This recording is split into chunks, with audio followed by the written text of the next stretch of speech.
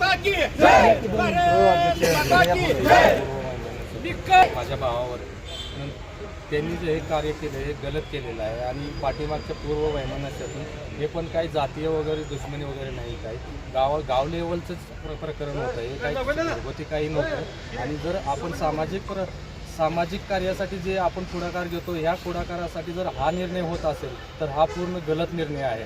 आणि ह्या निर्णयाला कोर्टाने जास्तीत जास्त सजा द्यावी ही माझी विनंती आहे। आणि ही केस फास्ट ट्रॅक कोर्टावरती लवकरात लवकर द्यावी ही माझी विनंती आहे। आणि राहिलेला एक भरत शशिकांत पवार हा जो कैदी आहे त्याला तुर्तास लवकरात लवकर होते एवढी लवकरात लवकर त्याला कैद करावी। आणि ह्या घटनेसाठी ज्यांनी पण सहाय्य केले, असं आउटसाईडने ज्यांनी बी कॉन्टॅक्ट करून हा कुठे आहे, रणजित निकम कुठं पोहोचला काय, ज्यांनी बी इन्क्वायरी केली त्यांच्यावरती सुद्धा सक्त गुन्हे दाखल झाला पाहिजे। आणि याच्यानंतर मी जेव्हा रिटर्न माझ्या ड्युटीसाठी जॉईंट होईन त्यावेळेला जर माझ्या परिवारासाठी आणि माझे आई वडील आणि वहिनी आहेत त्यांच्यावर जर काय अमानुष अत्याचार झाले तर याला जिम्मेदार कोण? माझी सैनिक आणि सैनिक असताना जर डोळ्यात पाणी येत असेल सैनिकाचं तर कोण जिम्मेदार आहे?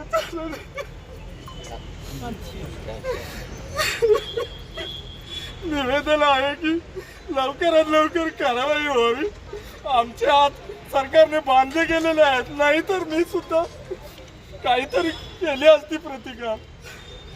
नक्कीच आपण पाहिलं की मला किंवा त्यांच्या कुटुंबावर धमक्या दिल्या जातात की जी फिर्याद दिलेली फिर्याद माघारी घे, अन्यथा तुझं इथं कुटुंब, अशा प्रकारच्या धमक्या। याच अनुषंगाने आज हे सगळे कुटुंब आणि या माजी सैनिकांची संघटना आज जिल्हाधिकारी कार्यालयाकडे न्याय मागण्यासाठी आपल्यासोबत